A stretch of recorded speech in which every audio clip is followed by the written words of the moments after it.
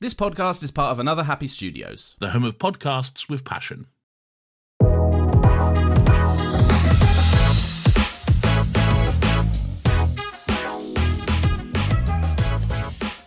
Hello and welcome once again to Talking Pictures Podcast. I'm your host David and joined with me as always my co-host Brian. Brian, how are you today? David, what am I going to say? You're fantastic. What? You're fantastic. No, I'm incredible. Oh, you're incredible. Oh man, I should have seen it coming. If you're a returning listener, welcome. If you're a new listener, then also welcome. We have new episodes every single Wednesday as well as bonus episodes every other weekend. So make sure that if you haven't already, that you're subscribed to us on your favourite podcasting app of choice to make sure that you never miss an episode. Every week we do a trailer of the week. Brian, that's your job. Have you got a trailer of the week for us? I do. And is it Avatar, Fire and Ash? Yeah. Yes, I'm delighted. Okay. Well, what else could it have been, I know. realistically? It had to be Avatar, Fire and Ash. A trailer we're talking about that we only seen once in the cinema when watching Fantastic Four First Steps that is not released online yet. You said it in the cinema yesterday. It's like, I completely agree with you. I love seeing a trailer for the first time in the cinema. I really do wish that trailers would come out like exclusivity in the cinema for a week before it's released online. You have to earn it. Yeah, if you want to see this, you have to go, because it was the same when we saw Superman. We saw the Odyssey trailer, and we got to see the Odyssey trailer again. Yeah, and it's like, okay, if you want to see this, you only get to see it if it's in cinemas for a little bit, and that's the way with Avatar now, where when it came on, the two of us, we had been talking, and then it came on, it was like, oh, no, pay attention. Yeah, this is here it is. What did you make of the trailer? I really loved it. I'm excited. I know that a lot of people are kind of a bit iffy on the Avatar series. They can shut up now. We're fans of Avatar. Yeah, I think people are iffy on it in terms of like, oh, what's its, cultural significance? But then I kind of, I look at it and I'm like, well, it's a franchise that has 2 films so far, and each of them are like the top grossing film ever and the third top grossing film ever, with just Avengers in between the two. So it's the top 3. Yeah, it's 2 films in the top 3, and those are like multi-billion-dollar films. There's only a few films that have gone over $2 billion, and 2 of them are Avatar. The success of the first movie paved the way to make more technology to make the sequel.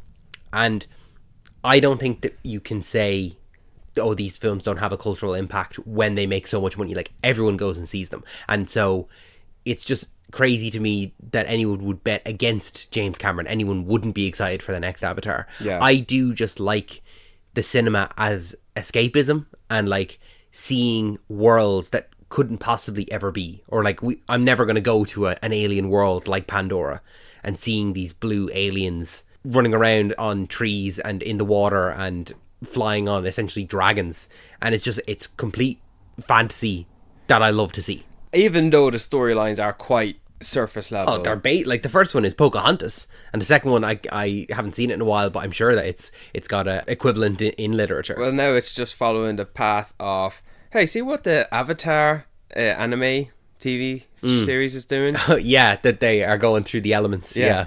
Of water, earth, air, and fire. Mm-hmm. And I dig it. I don't mind it. I think it's cool that we're going to get to see a bad guy that is of Na'vi, or is from Pandora. Yeah, a Na'vi villain. Yeah. When I was watching the trailer, I was engrossed in, oh shit, we're actually returning back to this world again so quickly. We only saw the last one a few years ago. It was our first episode on the podcast. Yeah. Now we're returning again, and the visuals look even better. Mm-hmm. They do look better. They do. I thought it looked great. Yeah. It made me excited to see some of the characters again. It looked like there were like just little glimpses throughout. Like there was one shot of what looked to be Jake being taken prisoner into like the human side, and I was like, oh, that's cool. Like, are they going to take him back to Earth? What are they going to do here? It looks like that Neytiri, there's a few moments with her.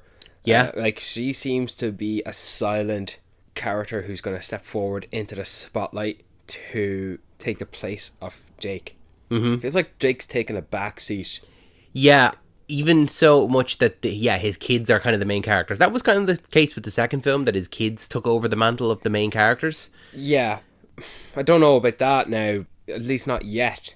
Well, in the second film, I felt it that the main characters that we were following were his kids as they were getting integrated into the new community. But it's still Jake leading the way. It's still Jake taking, like, if not leading the way in any other way, he's still the one who's facing off against the villain in that of Absolutely. You know? You don't have his kids do that. No. And I fully believe that he's fighting Quaritch again in this trailer. Yeah. And Neytiri is squaring off against Varang, if that's how you pronounce her name. Una Chapman is the actress who's playing her. She was the wife of Robb Stark in Game of Thrones. Yeah. The granddaughter of Charlie Chaplin. Oh, really? Yeah. Nice. I like the look of her. I like the look of her too. I like the kind of the tribal aspect of her with the kind of face paint, and it looks like Quaritch has that face, like he's joined with them as well, you know, and maybe he's decided that maybe it's something like he's rejected by humans because he's now in an avatar body. Yeah. And so he does go and he joins with this fire tribe, Fire Nation. I fully believe he's only doing that just to get to Jake. Yeah. That's it. He'll buddy up and be friends with someone who's even worse than anyone else just to get a Jake and to get a Mrs. Sully, as he calls her. And I'm really liking it. I'm liking the overall thing. I'm excited for it. It's the next biggest thing after this movie for this year. Yeah, Fantastic Four does feel like it's the end of the blockbuster season, the end of the summer season, and so the next big thing, even though we've got lots to look forward to for the rest of the year. But in terms of pillar. Yeah, big blockbuster stuff, it's going to be Avatar. It'll be our last episode of the year, will it? I think we have it on the schedule. It's either the last episode or the first episode of next year. No, I think it's going to be the last episode. Okay, well that's something to look forward to then. And we'll see that obviously in IMAX. We'll make a day of it. It's the last episode. Last episode of this year. Second last episode. Second last. Our last episode is the most anticipated. New Year's Eve. That's strange. It's normally the following year. Anywho. Avatar is coming out on the 24th of December. A nice little Christmas present for everyone. On the Christmas Eve, when you're all snuggled up on your under the tree with your family, then you can pop your earphones in and listen to us chat away. But we're not here today to talk about Avatar Fire and Ash. Not just yet. We're here today instead to talk about the newest entry into the Marvel Cinematic Universe, and that being Fantastic Four First Steps. Thoughts? Fantastic. Simple as. A movie has never had me on side so quickly. We were going up in the car and I was kind of talking to you about, like, there's a certain level of anxiety sometimes when you're watching a movie that you have been highly anticipating. Sometimes you need to see a film twice. That was the case for me with Superman, where like I was very excited for it and I was so nervous for it that while it was playing I was like kind of not on edge, but like I'm just nervous for it. It's like, okay, where's this going, just want to make sure that everything is good. And you know, once the film is over, I'm like, okay, I can relax a bit. And then when I saw it the second time, I'm able to enjoy it more. I did have that going into Fantastic Four, but once it started I didn't have that anymore. I just fully let myself over to the film, and everything that they did calmed me down. I didn't have to worry about what was coming next, or like, are they going to be able to maintain this or anything like that. I wasn't afraid it was going to fall apart in the last act or anything like that. So much so, this movie had me so on side. I was into it before the movie had started. When we saw it in IMAX, they normally do a little countdown, like a 10, 9, 8, to, you know, show you the majesty of IMAX and like, look how big this screen is.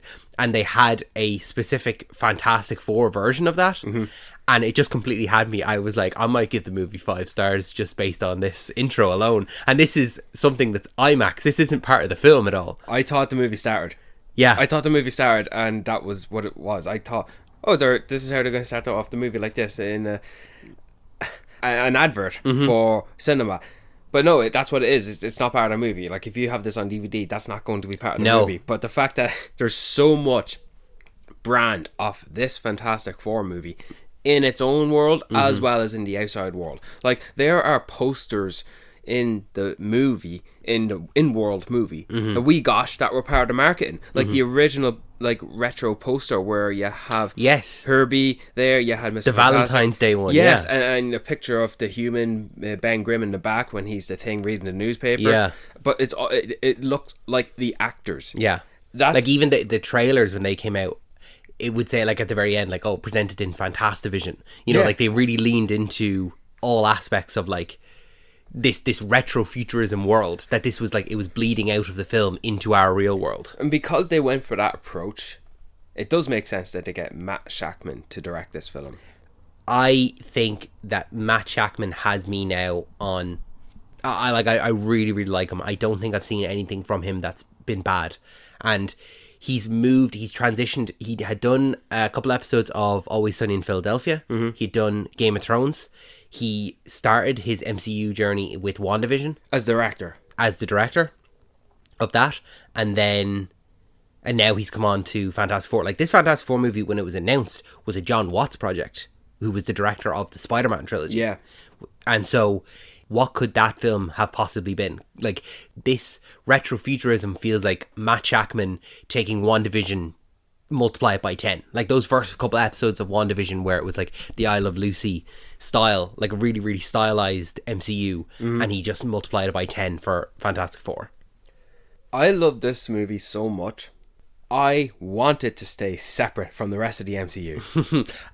I agree. We said this in the car on the way home. We said it in sync as well. The MCU, look, we love it for what it was, but it's very mellowed because it's gotten to the point where it's mediocre. Like, I dislike some things that you thought were okay, and there's a bit of vice versa in that.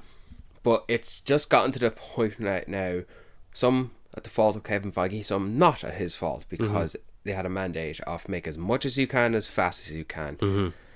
I think the last poor result of that was Ironheart. So hopefully we are now in the first steps of getting an MCU project that is given to us authentically, naturally, in the nice flow of time, not forced down our throat because Disney needs content. Yeah, I completely. I agree with your saying that it's great that we have something that can stand alone. It's a breath of fresh air. Yeah, it is, and I understand what you're saying, that, like, you know, the MCU at the moment has kind of fallen into this trap of almost people sick of the interconnected universe, which is a shame because that's what so many people liked about it to begin with. That was the draw of the MCU, that the first time that we can watch this film, this Iron Man film, and then all of a sudden, oh, here's Robert Downey Jr. in a Hulk film, and then, oh, there's Nick Fury in Captain America, and all of these leading to something. Yeah. But because the MCU is so deep now, and there's so much of it, that you're right, these last couple of years have felt, in some ways, like, oh, I have homework to do. What do I, like, I don't know how many times... And this isn't even exclusive to the MCU, but it's sometimes with other franchises where even my sister will text me and she'll say, what do I have to watch in order to be able to watch this new film? And that shouldn't be the way that we go about watching movies. It shouldn't feel like homework to have to watch certain things. At least with certain franchises, you know, it's easy to go, if I want to watch the new Final Destination movie, do I have to watch the other ones? It's like, you don't have to watch them, but, like, you know, it'd be good to watch them. Yeah. If I want to watch the new Alien movie, which ones do I have to watch? Oh, Alien and Aliens. And you don't even have to watch Aliens. You watch Alien. Yeah, that's it. Not even Aliens. So the MCU does feel like, in some ways, there is a bit of homework to it. The prime example of that would be the last film, Thunderbolts. Like, Thunderbolts is a sequel to Ant-Man and the Wasp, not Quantum India, just Ant-Man and the Wasp. Only because there's one character there. Black Widow. Mostly Black Widow. And not Captain America, Falcon and Winter Soldier. A TV show. Yeah, so, like, that's 3 separate projects. And whatever if it was 3 movies, but there's a TV show in there, which is a lot of content. I think that's more fair because it had a good cast of characters and it was a good movie. Something is worse is they made a 4th Captain America movie with a new character that they're trying to make be the new Cap, and they threw him in a Hulk sequel. Yeah. No, yeah, but what I'm saying is that some movies can feel like homework. Now, you're right, the Thunderbolts is good, so it's like, okay, it's worth it. Yeah. And Captain America, isn't great, so it's not. It's not good. No. It's not good. Yeah. It's not that it's not great, it's not good. Well, that's when we differ on opinions. I thought it was fine. You know, I thought it was a perfectly fine movie. But it is a breath of fresh air to go into Fantastic Four and... No strings attached. No strings attached. This is the first movie since Iron Man that doesn't feature any returning characters or mention any returning characters. I did the research on this. The closest that we had previously would have been Eternals, because it doesn't feature any returning characters, but they do mention Avengers and Thanos and stuff like that. Yeah. But Fantastic Four is completely separate. And what we said in the car when coming home last night is that, yes, this Fantastic Four will feature in Avengers Doomsday and Avengers Secret War. However, once that's over, put them back here and let them just be in this 838 universe and keep them separate for the MCU, or turn the MCU into this world and have it be much lesser interconnected stories and just all these characters existing within the same world but not having as many crossovers and stuff like that. Nah, I'm happy for them to just be on their own. To just be on their own. Yeah. Then would you like a different Fantastic Four team within an interconnected MCU? And just have this be the Fantastic Four of 838? Like how we have Robert Pattinson's Batman and Yes. we're going to... No. You don't. You just want to have the Fantastic Four in the MCU is just this world. There is none on our 616, as Kevin Feige calls it, even though it's like 1999. 828. 828, is that? 828 is a Fantastic Four world. Yeah. 616, I believe, is the... primary. 616 is the comic version, is the comic world. Yeah. And Kevin Feige likes to call the MCU 616, but it's like, no, it's like 19999. Who calls it 999? That's its designation, is World 19999. Says who? Says the comic books. You can't have one world be 616 in the comics and then another world be 616 in the movies, because technically in a multiverse there can only be one of each. Oh, we're getting too much into that. I'm sick of multiverse already. I Yeah. don't want... no. I think it'll already start to devalue the Fantastic Four just because of how great this movie was. For example, folks were complaining that we were getting gender swapped Silver Surfer. Yeah. First of all, it's not a gender swap Silver Surfer. It's a different character. There is a female version of the Silver Surfer called Shala Ball. Norrin Rad is the male version, the more primary, the more well-known version of the Silver Surfer. And I saw or heard someone say, I'm like, don't worry, we'll get the Norrin Rad one in the main MCU timeline. I don't care to ever see him. I like this one. I like Shala Ball more here. And because the movie was good, because I like the actress, I'm happy for her to remain like that. I'm happy for her to fill the boots of the Silver Surfer role. I don't want to see another alternative version of Silver Surfer. Don't need that. Like, I don't want to see any other Council of Reeds or Chris Evans returning as Johnny Storm again. It was just a one-off joke in a Deadpool movie. So I'm happy for that. You're going to get it. I know that you're saying that you don't want to see it and you're happy without it, but you have to accept that we are going to see some level of that. Maybe not all of those things. We're going to get some level of that with Doomsday and Secret Wars, because they are the culmination of this multiverse story. And then after that, hopefully we will go back to a bit more of like calmness and something like this where we can have these individual stories and not have the cameo fests and the alternate versions of characters. I just don't like the idea of this Fantastic Four leaving their universe indefinitely. Yeah, they fit so well within this world, and this world is so rounded out and perfect. It feels like us being stuck in a country that is not as good as it once was. Not going to say which country, but I don't want the style of the MCU universe as we know it to be perceived negatively from the Fantastic Four team perspective. Yeah. Because that's not their home. Their home is where they are here in the 828 universe, where they have Herbie, where Sue Storm has her friend assistant, where Mole Man exists. And this is their home, and I don't want to go into MCU going forward with them stuck in someone else's universe. Yeah. And I thought that's how this movie was going to end. I thought this movie was going to end with them getting stuck in time and space, and they are on their ship, and it's the ship that appears in the post-credit scenes of Thunderbolts. I thought after their battle with Galactus, it was going to be them in the aftermath, and they're stranded in space, and say Galactus won, he destroyed the Earth, and they need to find somewhere. No, not even one. That they defeated him, as they did in the movie. They just get stuck in space as the process. They like sacrifice themselves. What I thought what happens to them is what happened to Shala Ball. You know what I mean? Yeah, being stuck, not knowing where they are going. Pretty See, much. the biggest giveaway to that like looking at this Fantastic Four movie and that Thunderbolts post-credit scene, if you look at the ship, the ship in this film has 3 legs, whereas the ship in Thunderbolts has 4 legs. Oh. So it's a different, who knows whether it's the original Fox Fantastic Four or a completely it's different. not the original. You don't know. It's not. Yeah, but you don't know. I know it's not. You spoke to Kevin Feige. I just know it's not. I would say that the Russo brothers still don't even know who's in that ship. So, do you really believe we're going to get, what's his name? Ian Gruffold. Ian Gruffold. I don't know. Do you think we're... I don't know. I just... But you don't. You don't know. I bet you a tenner. Okay. I bet you a tenner we won't get all 4. Oh, okay, now you're putting... Well, then there you go. Why do you get to pick and choose? Who decides what you get to pick and choose? Who gets to appear?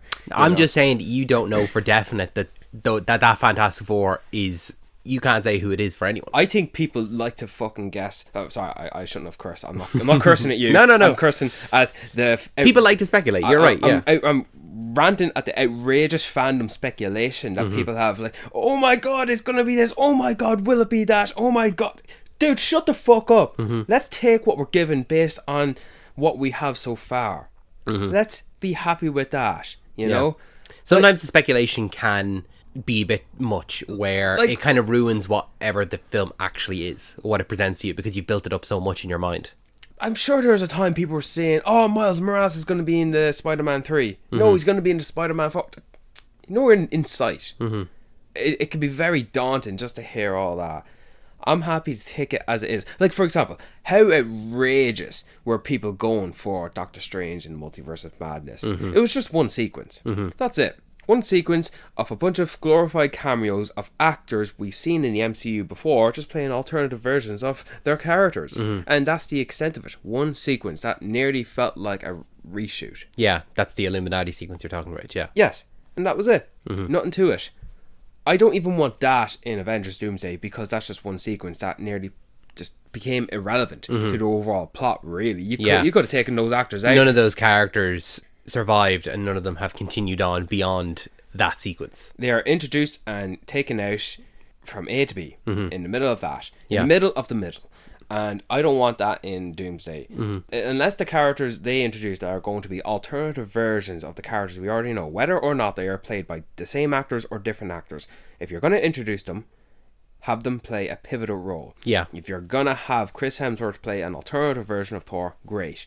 Have him play a fulfilling role, have him fill some boots, have him fill some mighty boots. Either have him play a bit of an antagonist or not. And whether it's Chris Hemsworth or not, we'll see. I think you'll get more of it being Chris Hemsworth. Yeah. Whereas I think we could get more of a kick off at the time, but not now, because I'd rather have Chris Evans come back as an alternative version of Captain America, as opposed to, say, John Krasinski playing an alternative version of Captain America. Yeah. Because we've already done the John Krasinski thing. And RDJ coming back to play an alternative version of Tony Stark.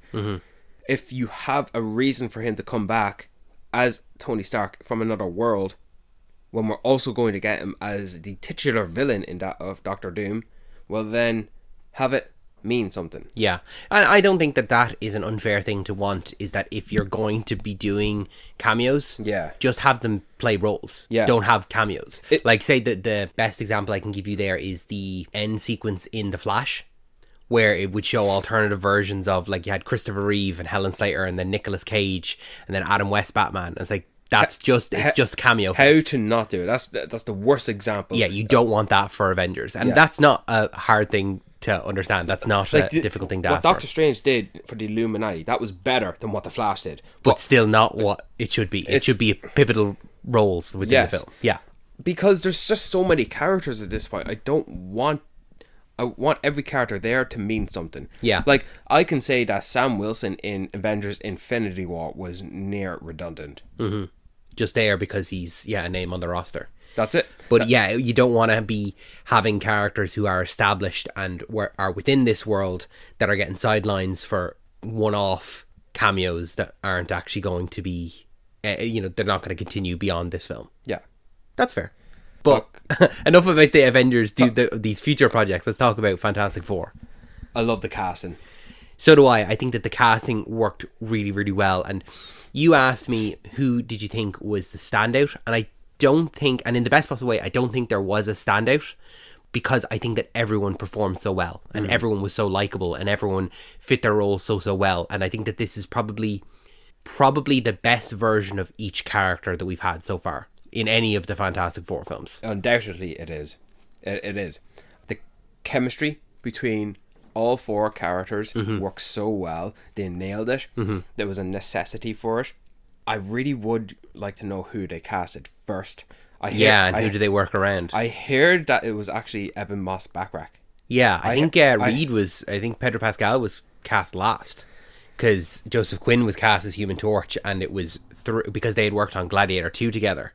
It was through Joseph Quinn that he was able to get an audition for. Really? Yeah. Is that true? Yeah. I saw an interview with Vanessa Kirby and Pedro. Yeah.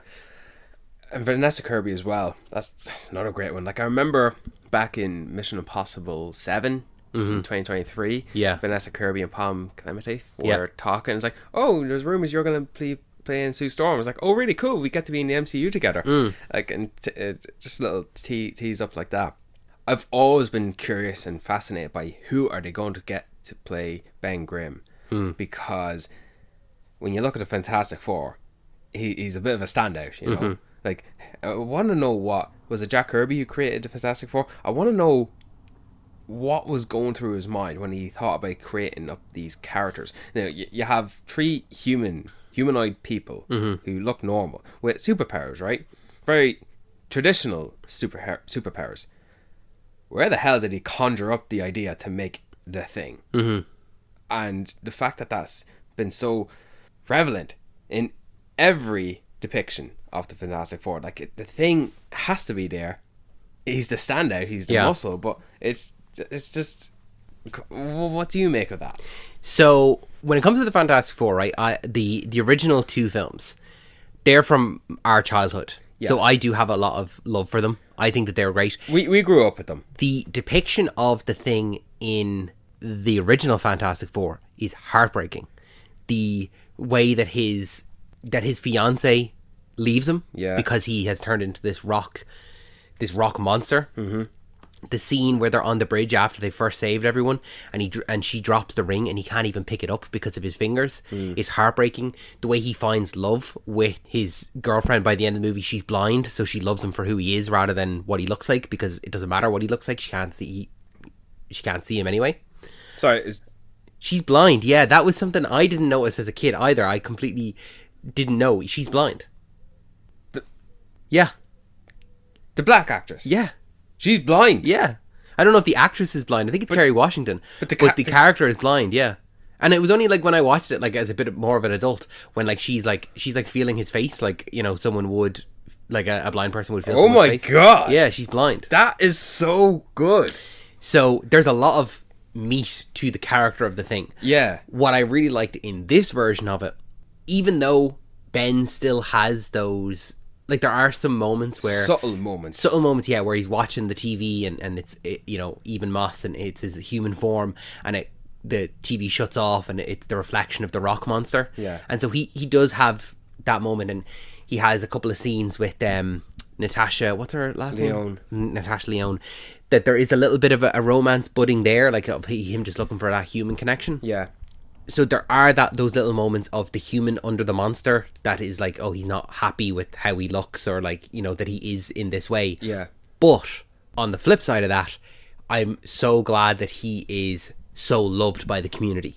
You know, him walking down his old neighborhood, all the kids running to the gate. He's like, flip the car. And him like, what do you mean? And he's like pretending he can't lift it, and just having fun with the kids. Lifting the car, and then he pretends to throw it at them. Throw it at the kids, yeah. The guy, just like a random guy, is like, say the thing, you know, it's clobbering time, and he's shouting out. So there is a lot of love for him, and he's just as much a part of the team. And like, there's cartoons of the Fantastic Four, and there's lunchboxes and posters and everything, and he's as loved as Johnny is, you know, as Sue is, as Reed is. He's just as much of the team as any other part of it. Well, while we're on him, I was seeking the emotional impact of Ben Grimm, you know. Yeah. It's great to have him in the action scenes as the muscle, you know, the physicality. But you want that, you remember there's a human under there. Yeah. Even though he is a rock monster, he's still a person. That's a man. And I think think maybe because they have been the Fantastic Four for 4 years now,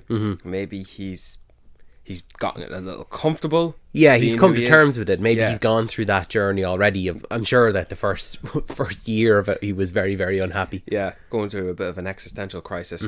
He's also like, he's the one that realizes that Sue is pregnant, Yeah. which is a very human thing. He's the one that's making the dinners. Yeah. He's the one that's getting all the food. And Do you know what I really like as well? Is that he still retains his human voice. yeah, that he doesn't, it's not a real gravelly voice or Yeah. anything like that. It's still, And he also wears clothes. I like the clothes he's wearing. And I think his structure...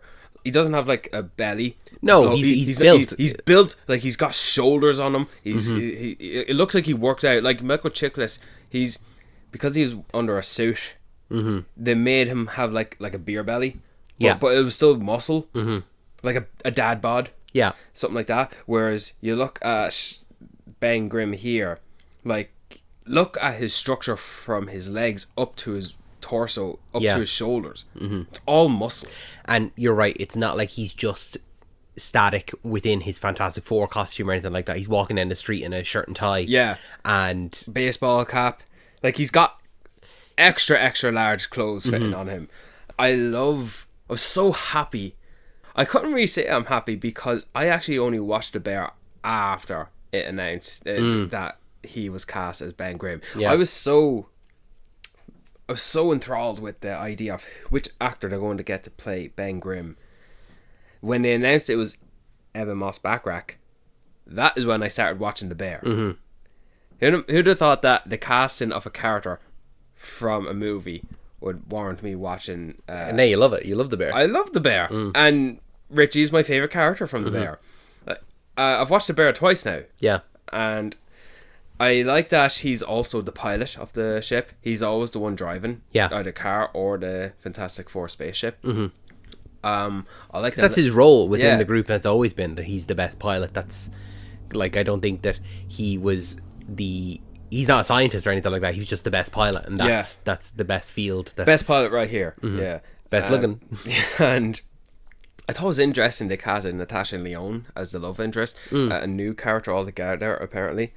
They kept her a secret up until the premiere. Yeah. I thought, who was she playing? She She does a voice in What If? Yeah. She's just a potential love interest. And that's another reason why I don't want this team to leave their universe. You don't want to not see her again. You don't want to take that connection away from Ben. It's up to them to bring back the actress to play that. And apparently they had filmed somewhat of an intimate scene with him and her. The movie did feel quite short and a lot was cut out, and so I'm sure that was one aspect that was removed. Speaking of cut out, John Malkovich played Red Ghost, probably in the opening sequence. Yeah. Red Ghost, who's a Fantastic Four villain, and he had an army of apes. We saw an ape at the beginning. We saw Yeah. an ape. We seen the TV cartoon version of them, and I'm sure that was... You remember how silly Mole Man was in the opening sequence? How could Red Ghost not come across as silly? Yeah. And yet in the one shot we see Red Ghost in the trailer. It's a very serious shot, all right. Very serious. Yeah. But you know what? I think that probably for the best, because if it had just been in the opening sequence, it would have felt like a cameo.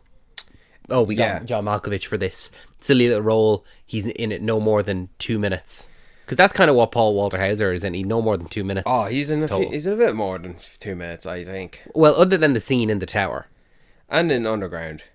Yeah, even those are only Okay, short little 20-second sequences. Well, while we're on him here, I think the whole galaxy we live in came into unity when they said Paul Walter Hauser was playing Mole Man. We knew it straight away. There was no... We don't know who Mole Man is, and I liked him. Does Paul Walter Hauser also voice Herbie?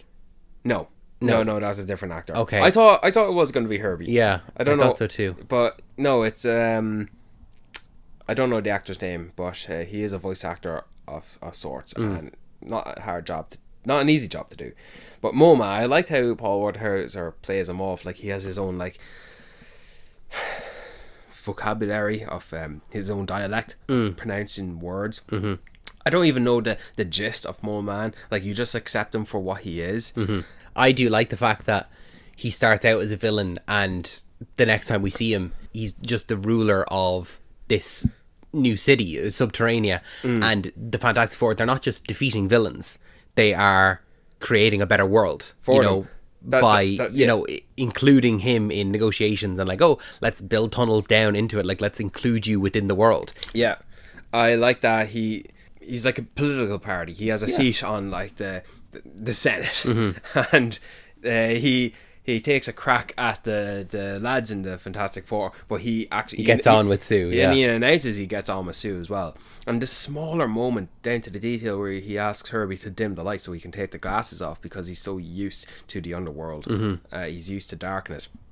It's an interesting idea, and it's good to bring in a comic book character like Mole Man to fill the role and play the role that he does here, and not making up be like, oh, a silly stupid villain, like they could have done in the opening sequence when he's just being arrested by Ben Grimm. But yeah, I liked him. He was in it for quite a little, and you know, when you cast an actor of a caliber like Paul Walter Hauser, it's like you gotta make sure you do it right. You gotta make sure that give him something to do. Don't do something you might want to regret, like casting what was Killmonger's father's, the actor Sterling K. Brown. Him. We're not going to get Sterling K. Brown. I know, there's sometimes you get like a caliber of actor where they have such a small role. You're like, I just wish there was more of you now. Like, I want to see you not even play this role, but like I want to see you play a significant role in something. But now because you've done that, we're not going to get you elsewhere. Similar to like Carl Urban. Yeah, that's another great one in Thor Ragnarok. Yeah. Anywho, here may be some ads. Welcome back from the ads. Want to talk about Johnny Storm? Johnny Storm, my man. Johnny Storm, I'm really glad that they didn't do the same as what Chris Evans was in the original versions. Just like, make him the hot guy who isn't a scientist. Yeah, where you go like, oh, why is he even here? Like, Johnny is smart in this, and he's the one that translates Shalabal's language. Yeah. And he's the one that is consistently like pestering Reed about wanting to go back to space. You know, there's a reason why he was on that mission. He's not a car mechanic like Michael B. Jordan. Exactly. Yeah. I think he plays the role effortlessly. He's cool. He's a ladies' man. He's a ladies' man. And what I love especially about him is that, and I didn't even say this, right? I was going to say it earlier, and I know it's going to be cliche, but this group of characters all together, they feel like a family. And obviously it's Marvel's first family. That's what Fantastic Four are. But they do feel like a family. Johnny feels like Sue's brother, but he also feels like Ben's brother. You know, he is Sue's brother. I know, but that he is Sue's brother, but he also feels like Ben's brother, even though and they're not related in any way. Yeah, I thought going into this, Ben and Johnny were going to be like an uncle-nephew type of relationship. You could see it like that, but it does feel very brotherly. It does, and I'm glad that they didn't do similar to the original version where they hate each other. Like, I felt like that the Chris Evans, Michael Chiklis versions, they really didn't get on. Pulling pranks on each other, not getting along, nearly fighting to the point where it's taken very seriously. Yeah. Whereas this time, they do have a few back and forths where, like, Johnny takes the toy out of the cereal and Ben crushes it. Yeah. But there's not, like, you know, them giving out to each other or anything. Like, remember when the fist bump and they're in zero gravity and he goes... And he falls all the way back. Yeah. And then even, like, there's a sequence where they have to cut off all power. Yeah. So Ben is in the middle of shaving and he only half shaves. And then that's when Johnny says, oh, you know, a beard could look nice. Yeah. And just a little offhanded throwaway comment. And then the next scene, Ben has a full beard. And in another version of this, in the Chris Evans version, he would have come down and made fun of him for the beard. But this Johnny comes down and says, oh, I like the beard, man. And he's like, oh, really? Thanks. You know, like, that there is that, like, even though they do have a bit of bickering and there's a bit of ribbon and stuff like that, he says, you know, you might look good with a beard. Oh, you look good with the beard. Yeah. You know, that's just a nice thing to say. I didn't know that your beard is actually quite similar to... Thanks, man. I actually had a meeting with Kevin Feige and they took pictures of my beard and they're like, right, put that on, Ben. But it's funny to see Ben with a beard. It is. It's not something we've ever seen before. Yeah. Even he had half done the beard and he also had hair. Like, I don't know if you noticed that, like, on the top of his head, he had, like, rocks coming out. Like, no, I didn't know like, that. If he had let it grow, I don't know what he would look like with, like, a mullet or something. Probably like going to that. be like an afro or something like that. But it was very strange. And it was also, when it had first come out in the trailer and I'd seen a picture of it, I was like, okay, that'll be either a flashback or like midway through the film and he'll have it gone by the third act. Yeah. But no, he grows it and he has it for the rest of the film. He retains it. He retains it. Oh, I forgot about the eyebrows. What do you make of the eyebrows in the Ben? The signature eyebrows. I didn't, not that I didn't notice them, but I didn't notice them, if that makes sense. Like, they didn't bother me one way or the other. I like them. I like them. Yeah, good. I also think that Eben Moss-Backrack has sort of distinctive eyebrows. Pronounced eyebrows, yeah. Pronounced eyebrows. Like, when every time I see him as Richie, I'm like, your eyebrows look to be the most forward out on your head. Mm-hmm. Yeah, there's a bit of distance between it. Yeah, from the center of the top of your head to your eyebrows, like it's like the length of a triangle, one side of a triangle. But yeah, Joseph Quinn, like, talk about which Stranger Things kid can we guess to cast as? Because we had Johnny initially Storm? thought, well, when it was first announced they were doing Fantastic Four, I had thought the other fella. I thought at least Darcy Montgomery. Yeah, he played Sadie Sink's brother. But also Joe Carey as well. I think Joe Carey as well, he was an yeah. option, I think. Joe Carey would play a good Spider-Man. He could play a good Peter Parker. Oh, maybe. Yeah, maybe. I also like that Johnny has his signature traditional old-fashioned blonde hair. Yeah, there was a lot of aspects of Johnny's appearance that I quite liked. What did you think about the fact that he was constantly, like, so when he was on fire, his clothes were perfectly fine. Like, he wasn't just constantly in his costume. He was able to just, like, flame on with I think his clothes. it could be the material of his clothes, It seems like it's Is something Reed has developed. He probably created, like, flame retardant clothes or something like that. or is it Johnny's control of his flame on? I took it as more Reed's invention of the clothes. Okay. Because it's probably Reed's invention of it, and that was the same thing with Ben, that he's able to, like, make specially designed clothes that would fit Ben. Like, like, imagine if Reed came and was like, oh yeah, here's an outfit and it'll stretch to fit you no matter what, because he has the stretching technology with his suit. Yeah, so he probably it works with him. Probably do the same. But it was nice that you get, like, just these nice clothes that Johnny is wearing and he doesn't have to worry about, like, oh man, I really like this jacket or something like that. Yeah. You know, he's just able to go as it is. And also this flame effect where you're still able to see him even though he's on fire. You can still see that it's you Joseph see him Quinn. very distinctively. I thought it was actually quite good. Like, it was that good, I didn't even think about how good it was. It felt very seamless. It's like when you know music is good, is when you you don't hear it. I like his flying powers. I like that he could absorb fire. That was cool, yeah. Yeah, that he can take away fire. It's like, there's a city on fire. Send Johnny. Yeah. What's it gonna do? Just absorb all the heat and immediately destroy. Yeah, pretty good. I like that. I felt like his ability to use fire felt very destructive. I thought that was very good in a useful way when he was striking flashes of fire to the likes of Galactus. I thought it was very effective because it burns quite quickly as well. Who do you want to talk about next? Do you want to talk about in the 4, or do you want to break away into Shala Ball? Break away to Shala Ball and Galactus, and then come back to Sue and Reed. So Shala Ball's role in this movie, she nearly steals the movie for me. If anyone steals the movie for me, it's kind of her, because, you know, she's on the villain side. She's teed up as the bad guy.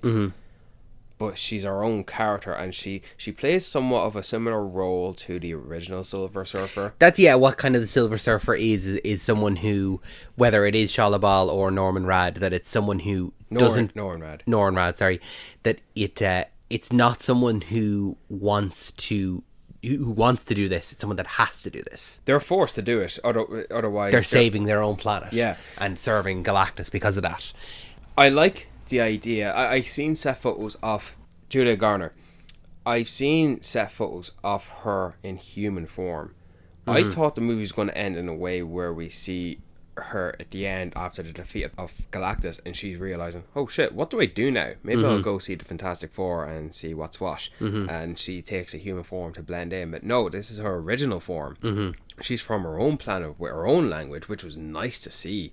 Like, she does have her own language, and she's forced to do Galactus's bidding.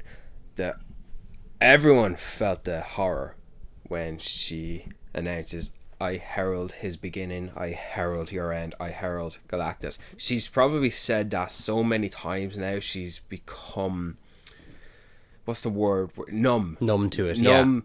She said it on so many planets. Yeah. And she's become responsible of so many deaths, billions upon billions of deaths, because she chooses the planet for Galactus to feed Exactly. on. It's not him. And like in this film, we see at least 5 planets that have been destroyed. And when they go to another planet, like, oh, is there life down there? And they check, and there's tons of life. It's not like she's picking uninhabited planets. Like, it's likely that Galactus probably needs some form of life to...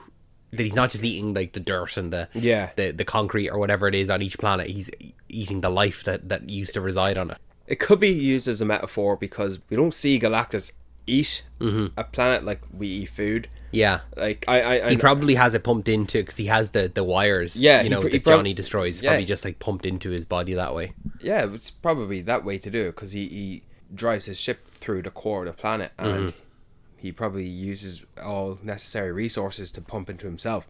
But I like that what Julia Garner does here as a Silver Surfer.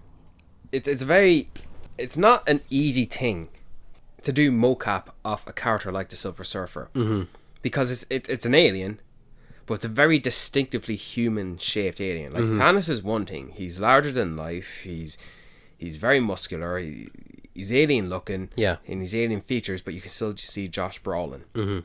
Whereas this is just a silver person standing on a surfboard, and you probably do feel quite silly while you're doing it, and you have to put that aside. Yeah, I heard that she did poses. She performed the character with ballet.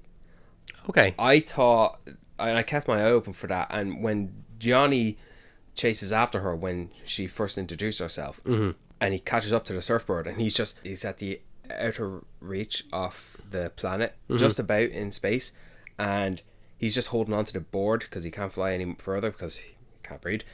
I like how she just appears in front of him. Yeah, it's almost like she's on the board, like, and is just putting her head just above it. Yeah, like she's hovering above the board. Like it's very motionless, like, and she goes up close to him.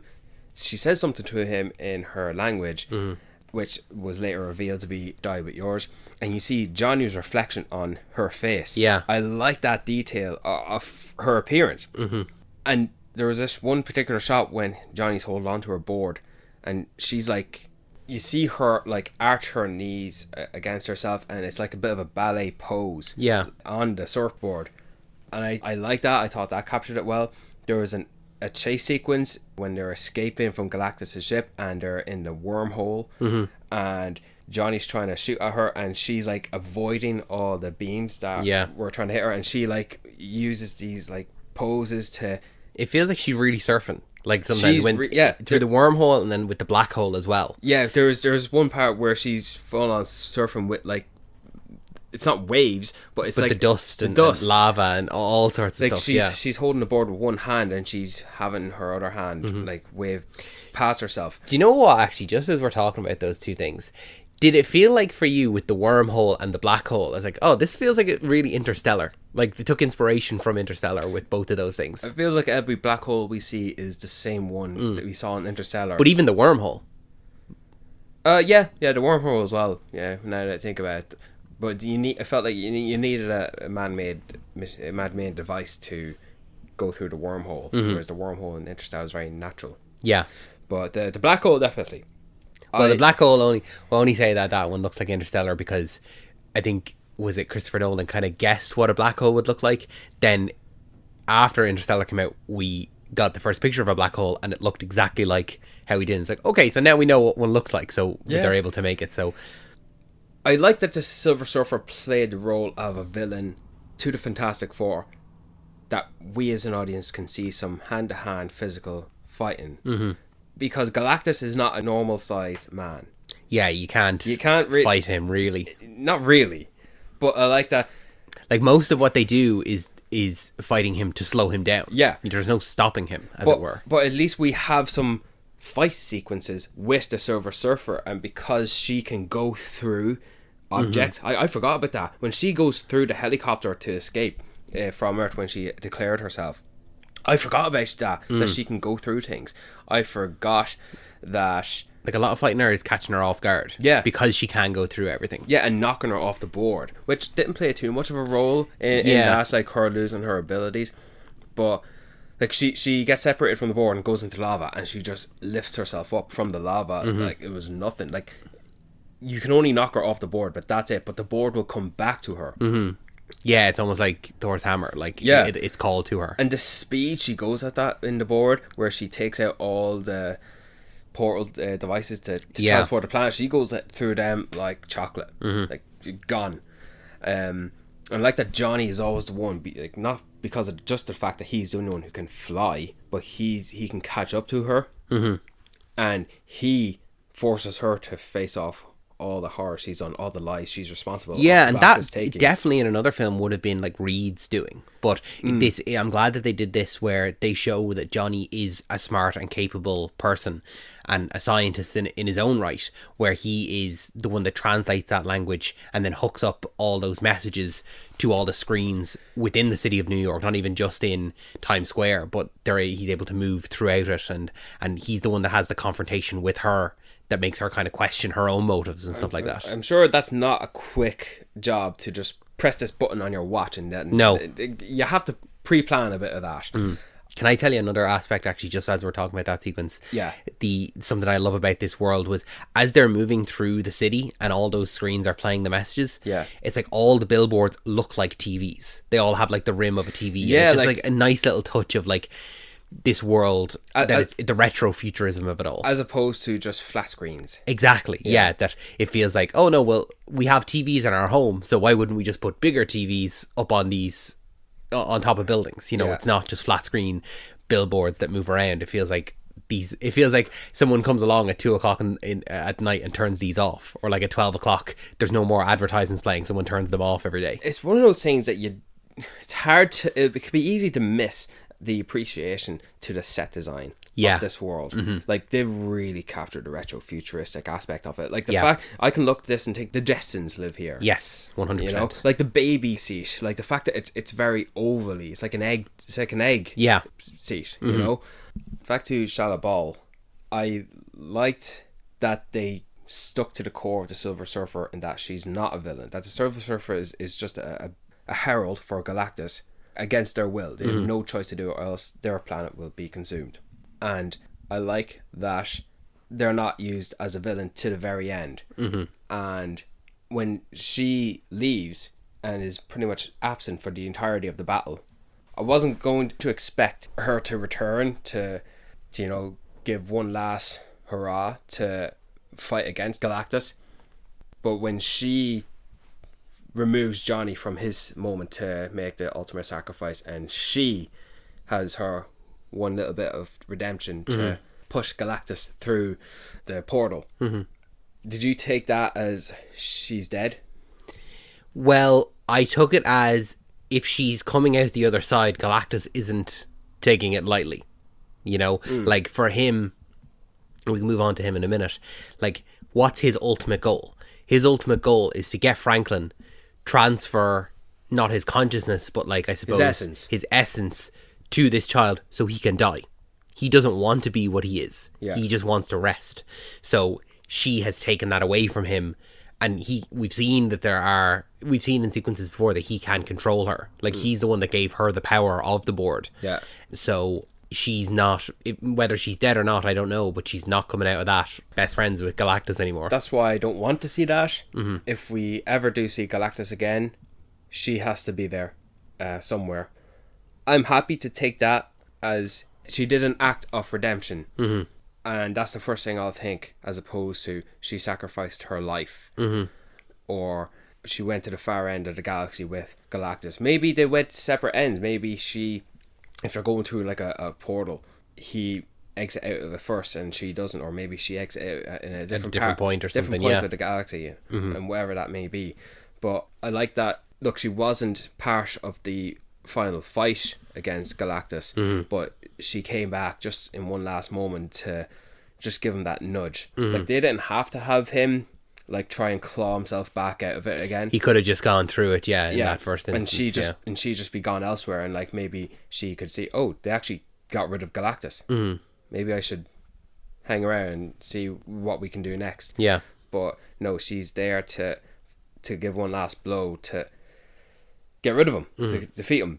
And I like the suggestive relationship she had with Johnny, because they kept on circling back to that. He kept on referring to her, a very pretty lady. Is the bored part of her body or not? Like, he keeps on approaching her, and she's hesitant to speak to him. Like, they have at least 3 scenes together, and I like that. A little bit similar to the Silver Surfer with Chris Evans, Johnny, in terms of like friends, but then their suggestive relationship with Sue. And Julia Garner probably is going to be on the magazine of sexiest alien the 2020s. Yeah. Like, how else are you going to capture sexy naked space lady? Yeah, it's done well where it's like Johnny refers to her as the sexy alien lady, but it's not like she's not overly sexualized, if that makes sense. I didn't find her sexualized. No. I found her beautiful. Yeah, you look at her and it's like, yeah, this is an attractive female form. Yeah. You know, and yeah, you would find that sexy, but it's not like we're over sexualizing her or anything like that, or we're getting any shots that are compromising or anything like that, you know. That's why I thought the ballet poses were done quite well. And I was very curious to see how they would execute that in live action. It can be easily done in animation, but in live action it can be more difficult to do, and I thought they did very well with that. But on to Galactus, the man himself. And in the credits. I'm glad that they kept as much of Galactus a secret as they could. Not even a secret, but they gave you morsels of it in terms of the marketing. They just gave us atmospheric imagery of what him. His presence is going to be like, because I don't think we had heard his voice at all. Never. No, which is incredible. And fair play to them. That's the reason you cast Ralph Ineson. He's got a commanding voice. Yes. Yeah. I really liked Galactus. I'm glad that this is a new version that we have, that it's not just the Cloud from the Rise of the Silver Surfer. I just wanted to say one thing. I think we've come to an age in the superhero genre in live action that we have seen some shit. That we've seen some uncanny valley. See, those larger than life forms, that it's okay to make Galactus as comic accurate as he was. Like, those other films, right? Those movies from the kind of early 2000s, late 90s, whatever. Some of them were just afraid to be comic book movies. Like, you look at the Fantastic Four, Rise of the Silver Surfer, the main villain, which is Galactus, is a giant cloud, and it's not this man like he is here. You look at the X-Men movies, and they're all in black leather. And what has everyone been crying out for? We want to see the yellow spandex. We want to see the comic accurate suits. Like, those films, they were just afraid to lean into the comic bookness. And it feels like now, because we've gone through so much of that other stuff, it's like, okay, let's just lean into the comic book stuff. That's what people are here for. Like, we've gone from having a giant space war with Peter Dinklage in Infinity War. Do that in 2006 might not be going down well. Probably because people are just not able to accept it. Like, I think we have to thank lots of the high pillar superhero movies to do that. Yeah. That we're happy to not just get these unnatural beings in live action, but also down to the smaller things to accept, like yellow spandex or red underwear in the front of Superman. Yeah. So I think that's actually quite well. I think it's great. I think that the scale of Galactus was great. The scene where he's introduced in his spaceship, and like he just kind of, you're looking at this big empty vista, and then all of a sudden his face just kind of comes into frame, and like his eyes light up, and then you see the outline of him. I was like, okay, great. And there were some shots where you're kind of maybe over his shoulder, or you're looking at him, and I'm kind of scanning the frame looking for where the Fantastic Four are, because that's the level of scale here. And you know me, after our Godzilla Kong discussion, I love scale. I love just seeing the difference in size. And so when he is then brought to Earth, and he comes down in his chair and he jumps into the water, and he's walking through the city, and he's as big as some of the buildings, not all of the buildings, but he's as big as a building. that's the perfect scale for Galactus. That I don't want, like, the fact that even, like, he's known as the Devourer of Worlds, that he's not coming along and he's so big that he can pluck a planet out of the sky and put it into his mouth. Yeah. You know, he has a spaceship that destroys the planet, and then he feasts on what's remaining of it. So the fact that he's the size of a building, that's the perfect scale. I'm happy to have him at that. It's very acceptable. I Yeah, thought. it's comic booky without being overly unrealistic. Like, he can just how do you fight someone that could put your entire planet in his mouth? You can't. Can't. Exactly. So it's like, oh, if the size of a building, that's more manageable. We can fight that. We can do this.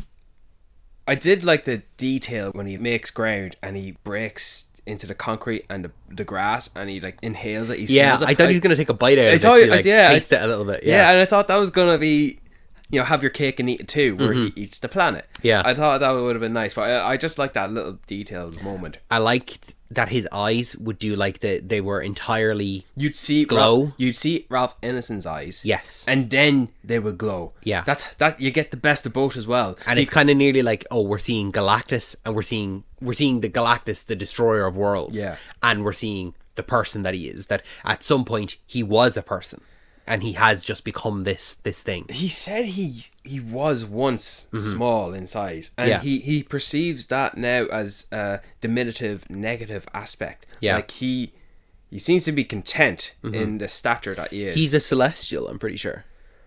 But he talks down to the likes of the Fantastic Four as bugs, like clever little bugs. I was once a bug like you. Like, He's above it. He's above it all. He is above it all, but he's only saying that because he is. You know, he could be a protector, but he's not. He chooses to be the destroyer. Yeah. Yeah, like he has to consume so much because he hungers. That's the idea. He has to feed himself, and I don't know if feeding himself keeps him alive or he's just he remains in tormented pain. But if he consumed Franklin, does he rest, or does he just not feel hunger anymore? No, I think his essence would have passed to Franklin, and Franklin would have become the equivalent of what Galactus is. Okay, so what would happen to him? He'd die. Okay. Or he would be put to rest. That's another thing as well, where we're introduced to a being like Galactus and we're not given everything. Similar to what James Gunn with anything he did with Superman. Like, here is this situation, here is this character, we don't need their backstory. Go from there. Yeah. Here is what he is to our heroes. Go. You know, yeah, you're put in the boots of the Fantastic Four. Like, we only ever know as much as what they know. Yeah. It's quite... We don't get any scenes with just Galactus before he's introduced. Yeah. Good. It's well done. I like the detail as well of Ralph Ineson's, like, face in his cheeks. Yeah. Because you can actually see him there. I believe he's not just doing motion capture. No, he's in the suit. He's in a suit. He's in a Galactus suit. That is so great. Like, back to when we want actors of a certain caliber to be casted in something like the MCU. We want them to be used well and perfectly. Well, even though we don't get much of Ralph Ineson, playing Galactus is a very pivotal moment in the MCU. Like, oh my god, Galactus. A villain we've wanted to see for so long. It's not as high as Doom. No, but I put him like... Name the top 10 maybe. He could be there. I would have known Galactus before Thanos. Same. There you go. And now we have him. We have him in live action. And it is great to see comic book accurate depictions of these multitude of beings. Even down to Herbie. I didn't realise Herbie was a thing, but I fully believe that he is a character that belongs in the Fantastic Four. Yeah, and you know what? There's a little detail of Herbie that I love, where anytime he interacts with Johnny gives him like a little head scratch. He's like a little dog or something. It's just like that. There's just this love within the Fantastic Four building that they all have for each other. And he's just there. Like, something you'd expect to see in the Jetsons. He's like a little nanny, and he helps cook, and he helps clean, and he helps build the furniture and stuff like that. He's just like a... He's baby-proofing the entire house. Yeah. He's like your Amazon, your Alexa, or your Siri, you know, but just is on wheels. And he has tapes in his face. Yeah. His eyes are the tape winders, the circles. I like that. Even when he tries to protect baby Franklin as well. Didn't do much good, but still. Herbie's gonna turn around and be the hero. He's gonna destroy Galactus. It's like he's gonna do what we all thought Baby Jack did in like The Incredibles. But yeah, overall, like definitely liked it. And there's no other way to defeat Galactus than to just you have to push him. Yeah, you don't want him to die. You want him to be postponed rather than defeated. Like he's just sent to another part of the universe without his ship. Yeah, which is good enough. Random. Is that a suit or is that his body? I think it's a suit. It's a suit. Yeah. So he can remove that. He can remove the helmet. I think so. Yeah. I'm not talking about Ralph Ineson. I'm talking about Galactus. Yeah. himself. No, I think so. Yeah. Because I'm trying to pay attention the joints of his body, where his knees or his elbows are. Could I see like legs in that? It might be one of those things where it's like it was a suit and it's become part of him now. Do you know, like they couldn't separate something the two. similar to like the arc reactor in Tony Stark. Kind of, yeah. Yeah. I thought his ship was good, and I like seeing him physically holding Reed Richards and stretching him. Oh, that was even though that's Reed's power, Yeah. it was like torture. But you can see the size difference between the characters. And That's like you picking up a rubber band Yeah. and stretching it as far as you can. But and him walking the streets, I liked how Matt Shackman filmed his sequences. That it's all from ground level. A lot of it's from ground level, and the way they moved the camera, I felt we're following Reed run after him, and him jump onto him and stretch through the debris of destruction, and you see the movement of Galactus. He's just walking. That's all he's doing. And I like how the little roles everyone played. Like Ben picks up an oil tanker and throws it at him, and Johnny lights it on fire, but it just does nothing.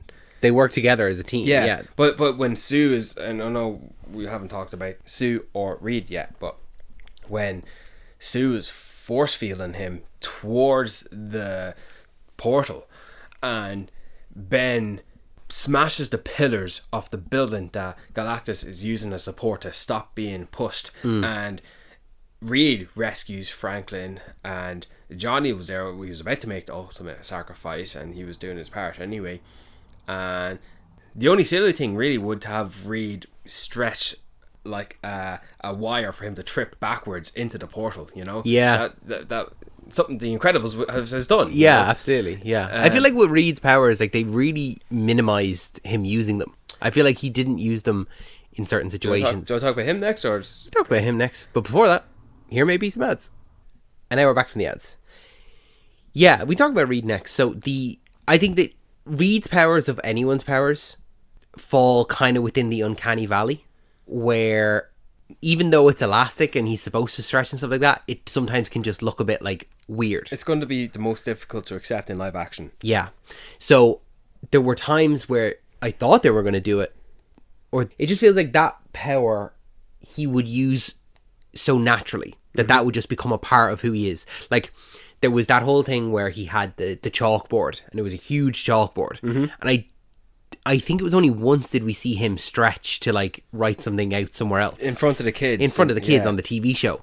And so I thought that we would see that more often, where, you know, he's on one side of the thing and he's writing it down on the other side, and he would just do that passively, or he would stretch to do things. Like there were some times where he was on the ship and he like reached over and, you know, turned off the engines like that. Or teleporting the egg as well, like testing that device. I thought that we would see it a bit more where it's just a natural everyday thing. Like if I want to grab that bottle right in front of me, all I have to do is just stretch out my arm and I'll stretch and grab it. I don't need to lean stand forward. up, lean in front of your seat, or like do that, or here, let me get you this book, and it, you know, across the room, and here it is. So I thought that we would get a little bit more of it as just an everyday tool as opposed to a superpower. But it did feel like he was reluctant to do it almost in some ways. I didn't find it reluctant to do it. I felt like how I thought his powers were depicted here were definitely more similar to how Iron Man's powers are depicted. Okay, explain. I don't know what exactly you mean by that. So like, what's Iron Man's powers? He's his brain, billionaire, his inventions, playboy, philanthropist. Yeah, that too. But it's his brain, it's his technology, it's his gadgets, it's his devices. He's the smartest guy in the room. Well, Reed Richards is supposed to be the smartest guy in the room, and I felt Pedro Pascal captured that very well, and I felt like his brain and his inventions is his superpowers. And I suppose his stretching was much more of it. He nearly used it more aerobatically. It's secondary. Yeah. And he used it in the need of battle. You Yeah. know, like when like he doesn't want. Yeah, I suppose because he does have that conversation with Sue where he says like, my job is to think about the bad things so that the bad things don't happen. Yeah. And so his last resort is using his power. Yeah, I suppose you've changed my mind on that a bit. like he uses it when he needs to. So he needs to get on Galactus to remove the lava from his back, because that's, I guess, his blood that sustains him. But he gets on that using his stretching abilities. He dodges all the debris by using his elastic abilities to avoid it, and he stretches out to do it. And I thought, as little as it was done in this movie, it was done very well and very convincing and so believable. It's done less compared to Tony Stark in the Iron Man suit, because the Iron Man suit is as convincing as Johnny Storm using his fire abilities and flying. But Tony Stark is still the smart guy building all the inventions. He built Ultron. He built his suits. He can command them, and he can build AI like Jarvis or Friday. And that is more equivalent to Reed Richards here, the smart guy in the room. I believe him to be capable of being in the midst of battle, using his inventions more than his stretching abilities. Yeah. His stretching abilities will assist him. Well, I thought of this whole retrofuturism, like all of the inventions and all of the technology that was within the world had come from Reed. That's the way I kind of took it. And the fact that they have wormhole travel in what seems to be the 1960s. Well, just because it looks like the 1960s doesn't mean it is the 1960s. Yeah, that's true. That's fair. But when it comes to, like, technology pushes technology forward. Yeah. The fact that they have TV screens, or they have like the little watches and stuff like that, the digital watches, or not even digital watches, like the mechanical watches nearly. Yeah. But yet they have wormhole travel. It just feels like there are certain aspects that are where this technology is so far ahead of the other technology, and that's down to Reed. Like, they have teleportation technology. Yeah. And they also have like 1970s aesthetic TVs with the bubbles, you know, that kind of way. I think someone just didn't invent the creative step in science to remove filler. Yeah, no, well, like, what I mean is that I agree that as these things progress, like, oh, this person created this, and then that, by consequence, this person created this, and by consequence. But in this world, it's Reed Richards created this, and then he created this, which is so much further. Like, he's the one that's creating all these things, or he's the one that's inventing all of these huge leaps in technology. There's also flying police cars as well. Yeah. I thought the Fantastic Four car they had was the only one that could fly, but not in that That's case. obvious. That's definitely coming from Reed. Yeah, like, it must be his science. Like, that's why they are in the Baxter building. And I like that he is Reed Richards.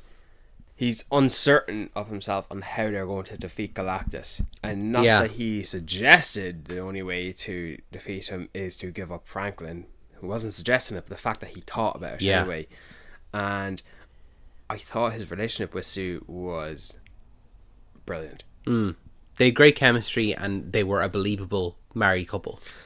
I like that he's the Reed Richards who has like the facial hair as well, like as opposed to the Miles Teller or the Ian Grufford.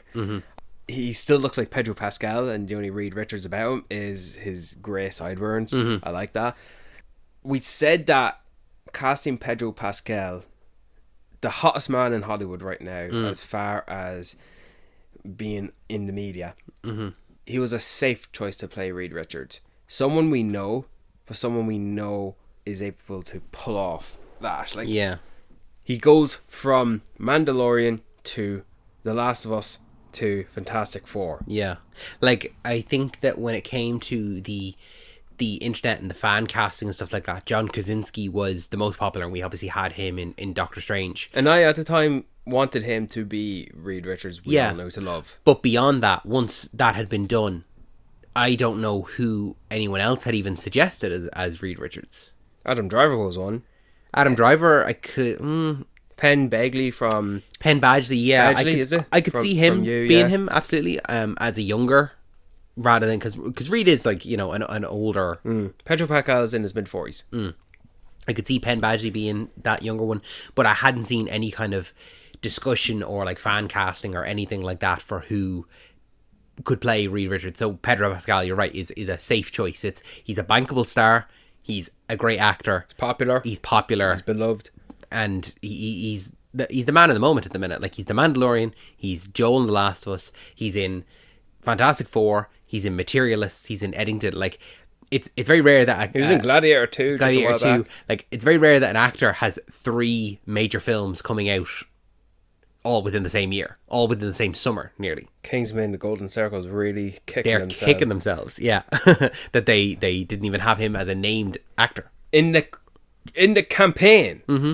He was never credited in the campaign. I'd say they're raging that they killed him off. They could, put their okay, yeah, we didn't really market you as part of it, but now we'd love to. But the fact that they killed him off and you can't get him back, they can fuck off. They forget it. No, they don't deserve deserve him. They don't deserve him. But I very much see this Reed Richards, played by Pedro Pascal, not only lead the Avengers, but also be the face of the MCU going forward. Any movie we get after Avengers Infinity War, whatever it may look like, whatever actors we know will never return because they'll be retired, I can see Pedro Pascal's face as the actor and the character he plays to be the focal point we all watch. Like, any movie we get, whether it be an X-Men or a sequel to a Black Panther or a Doctor Strange, I'll always know that those will be to the left and to the right of Reed Richards, Pedro Pascal. Because any movie we watch, whether it be a Thor or an Ant-Man or some sort of a team-up movie, we all know that those movies and characters whose narratives we were following as their own solo movies, they are at the left and the right, where in the middle of those is RDJ as Iron Man and Chris Evans as Captain America. Yeah, and I think I agree with you. I think that Pedro Pascal can be the face of the MCU going forward, but I do need to have if Reed is the Tony Stark, I need to have my Captain America equivalent. I feel as though, yes, what you're saying there, Reed is the brains of the operation, but I need the brawn, and I don't know who that is. I don't feel as though it's Sam Wilson Captain America. It's not him. I could see it possibly being Tom Holland Spider-Man, but it doesn't fit the same dynamic of the Iron Man Captain America. But I think if you're looking for just the maybe street level or a good fighter, that's Reed Richards and Tom Holland Spider-Man. We'll see. So, Sue Storm. I think that this is, as I said with the other ones, this is by far the best depiction of Sue in any of Fantastic Four. Going back to the family, now she's a mom. Yeah, she's the one that changes role. She starts out as, like, I know obviously Reed becomes a father, but she's the one that has to take on this new responsibility. What I love about her in this is, and I kind of nearly say this about the whole team, is that there's no leader of the Fantastic Four. It feels as though they're all equal members. Like, even when Shala Bal comes down and she's like, "Are you the protectors of this world?" And without hesitation, she goes, "Yes, we are." And she's pregnant at this time. There's no hesitation for her at all to put herself in harm's way. Yeah. Whether that be her being pregnant or once she has the baby. Like, she's still there as part of the team. Like, in another film, like, you could have seen Fantastic Four 3 with the original crew, and Jessica Alba is pregnant and she has the baby and she's sidelined. Damsel in distress. She's the damsel in distress. She's the one that protects the baby, and it's the other 3 that have to fight against Doom or whoever it is. But no, that's not the case here. She is as much of a member of the team as any of the other 3. Yeah. And I think that she's great. I'm so glad that they didn't do this, like, with the Jessica Alba one, like, anytime she used her powers, it felt like she was dying anytime she used her powers. Like, she always had the nosebleed and it was like straining her. I'm just glad that this Sue is just able to use her powers the same way that Johnny can use his, and the same way that it doesn't cost much. No, it never made sense to me that she was the one who had to, that she was depleted after using her powers, whereas the rest of them can use them no problem at all. Yeah, like Johnny could only use his powers in the spacesuit for so long until he runs out of oxygen. And that's a purely scientific reason. Like, if there's no oxygen to burn, you can't create fire. Yeah. Like, that's not a disability that he has, or like a limit to his power. It's a limit to the science that they have. It's like, okay, yeah, you can be on fire, but you will not be able to breathe and die. Scientifically. But when all hope was lost and Galactus has Franklin, she does what any mom does and just demands him, drop my baby. Yeah. Let my baby go. She gets the adrenaline rush. She's like, do you ever see those videos of like mothers being able to flip cars themselves because they've got such an adrenaline rush they can pick up a car to like rescue a baby? Yeah. That motherly instinct takes over and nothing is stopping her from forcing Galactus wherever she wants him to go. Like, she stops him from going and then she decides to push him towards the portal. I'd say the only criticism I have about that scene is that it was just a little bit too long. Too long? Yeah, I felt like she was pushing him for a long, long time. Oh, I didn't think I that feel at as all. though if it had been like a big burst of energy and she'd pushed him and he got pushed back once and then he came forward and she pushed him again and that's when he's holding the building. Yeah. And then Ben knocks it down and then one push again and he's in the portal. I just felt like it was a very, very long sequence of her pushing him a long way down the street. I think you'll have to come back to me on that when you watch it again, because Yeah. I felt like she gave him one, like she stopped him, made him turn around, and then she gave him a right push towards a few blocks. I felt like, because you see his feet dragged across the street, and then she starts pushing him, and every step he's forced to take backwards, she steps forward. We have a shot of her with her feet stepping forward, and then she gets assist from her team members, and I like that it's a struggle for her. This is what causes her to be depleted. To move a being, Cosmic being, yeah. the cosmic being in that of Galactus, the act kills her. She dies. And I think that warrants the believability that she is capable and powerful to use her force field abilities like that, that it does cause her to die. I also felt like her force field abilities, out of any other depiction of Sue Storm, is the forefront of her powers as opposed to her invisibility. Her invisibility, yeah. She's known as the Invisible Woman, and that is definitely secondary to her in this movie. But I liked when she used it, that she turned invisible when she was hiding from one of the ambassadors. But it also, when it reflected her emotions. Remember, Yeah. Remember when she was suggesting that, yeah, you're right, we have to use Franklin as bait. Yeah, and then she's screaming, She's screaming, and she turns invisible. She hides because she knows what she's saying is right. And then the pregnancy scene where she gives birth. Yeah.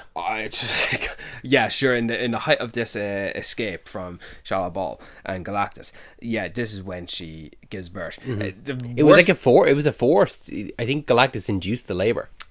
Yeah, I'd say you're right. Yeah. But the few instances where they did use her invisibility powers were interesting. The fact that she's able to cloak the ship entirely. Man, it was such an odd sequence where she can turn her outer layer invisible and you could see the baby in her womb. Yeah. Very, very interesting. Not something that I thought we were going to see at all. When she hides from the diplomat.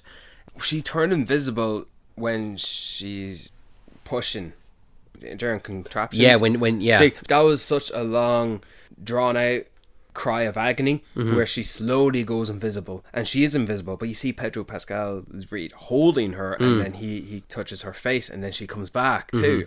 I really like that moment as well. I like how emotional her invisibility reflected her. It was a reflection of her emotions. But her force field was definitely the forefront of her powers, and the more used in battle. And even similar to the way that Reed is kind of using his brain rather than his actual powers, her diplomatic skills as well. Like the fact that she created the Future Foundation, she brokered the deal, I suppose, with Mole Man, when the whole world is calling out for them to give up Franklin. That she steps out. With Franklin, without the other three. The other three come out mid-speech. That she goes out there and she talks to people and she tells them about her family and how she lost her mother and how, like, you know, she would give up the world for her baby, but she won't give up her baby for the world and stuff like that. And the way she turns that crowd around, and then they all trust her and they trust the Fantastic Four again, and they go underground and they save the city. Do you know what I like as well? All four members feel like they have their moments of weaknesses, and it's okay to be weak. Like, remember how vulnerable Sue felt when she said, our baby, is he going to be okay? Is he going to be okay? Because she they were all told that their baby was going to be something more cosmic and powerful than they thought, because they did all the tests and thought the baby was going to be fine. Yeah. Reed is trying to console her, saying our baby's going to be fine. I promise everything's going to be fine. That's her moment of weakness. But then Reed had his moment of weakness when he said he didn't know what to do when he's on the chalkboard and he had no clue on what to suggest. And I think Reed has a couple of moments of weakness, because even the fact that he thought about giving up his son. Now, what Reed says, like the argument that they have is like, if I thought about 100 things, one of those was the fact that, yeah, we would have to give him up. I didn't think about it for long, but as Sue says, like, no, it's the fact that you thought about it at all. You know, in most situations, it's like, no, that's not even an option. I'm not even going to think about it. So that is a moment for weakness for him as well, you know. But then he also comes to accept, you know, the baby. He has a couple of moments of weakness where he doesn't know what to do about Galactus, and he does think about giving up his son. He's afraid for his son that he's not going to be normal. They have that little moment where he talks to Franklin and says, like, I'm so worried about you, about what you're going to become. I'm just going to let you show me. Yeah. And he turns off the machine. He stops scanning him or whatever. yeah, this first moment to actually be a father. Yeah. I liked how, because I think their moments of weakness and their moments of bravery to lead captured the equality amongst themselves to be a team and not to be following the leader. Yeah, there is no... Yeah, I don't think of it as a leader. Yeah, like for the first time ever, I feel like everyone's as equal as each other. Yeah. I liked that, probably for the first time ever, when I refer to the Fantastic Four, I will not be referring to them as the Thing, Mr. Fantastic, the Human Torch, and the Invisible Woman. You'll call them Reed, Sue, Johnny and Ben. Exactly. Yeah, that they're actual people. They're actual people.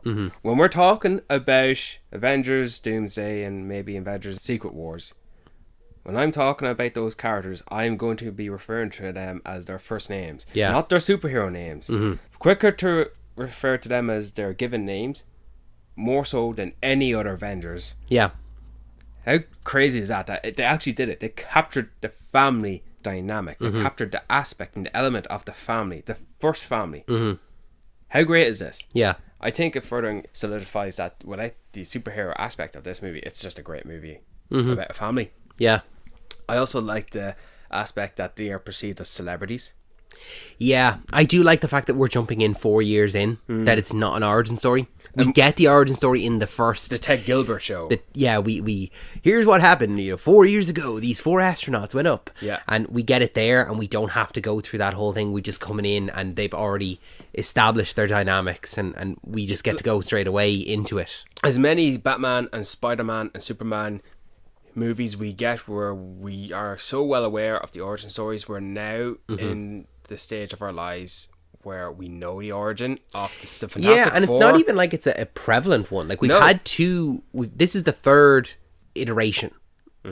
And 4, technically. 4 or 5 or whatever you want to call it. And we've seen the origin story both times, whether it be the Fox one or if it's Fantastic. We've seen that before, and we know just that these 4 people, and they get superpowers. Yeah. And that's it, really. And here we go. And here they are. So I'm glad that we didn't waste time on that. Yeah. You know, the fact that we get just a 4-year recap, and we get to see multiple villains and see them in action, and here we go. And now we can just continue with the story.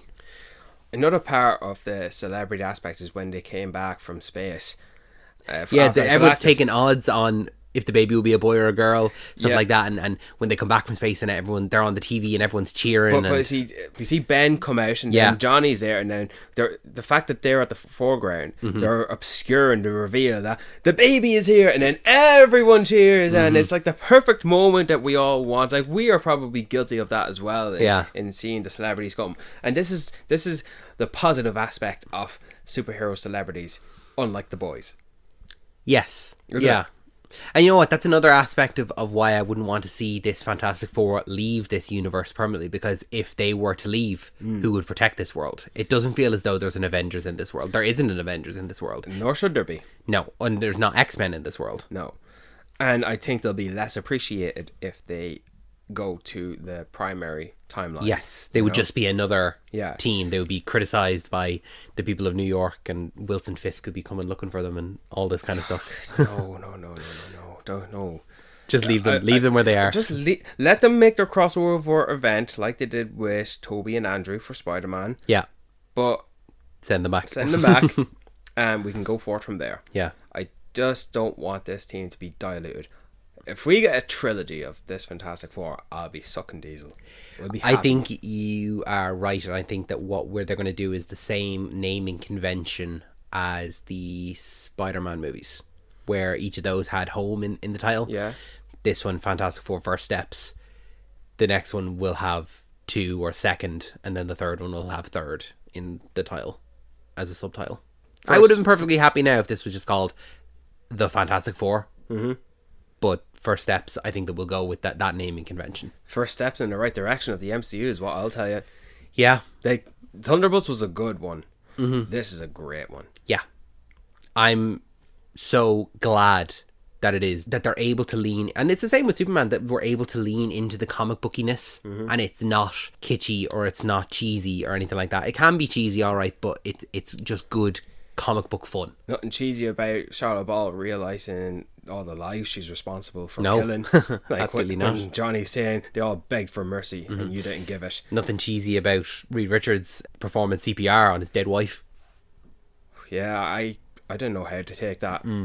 I was afraid. I was genuinely afraid that she was going to be dead. Yeah. And that because the fact that they had done the chair announcement for Doomsday and Vanessa Kirby was there, Yeah. I was like, were they tricking us? Yeah. Because I was like, why would you announce so many names when those movies their initial movies haven't come out yet? Yeah. It's kind of nearly spoiling those movies. I'm like, oh, what if that was a red herring, and we are going to lose Sue here. Like how I felt when all the Thunderbolts were returning, except Taskmaster. Yeah, that's strange. What did you make of the fact that when she was resuscitated, she brought back to life by baby Franklin, and her eyes were very like cosmic. Yeah. It's a hint at his powers. I think that's more him as opposed to her. Yeah. Like, Franklin is an all-powerful being. Like, he can manipulate reality. Like, so I don't know how they'll go about that. Like, I think there can be a power creep in certain aspects where, like, if you have a character, oh yeah, this character can do anything. Like Sentry. Yeah, like Sentry. It's kind of, you nearly need to sideline them because they're so all-powerful that it doesn't make them interesting.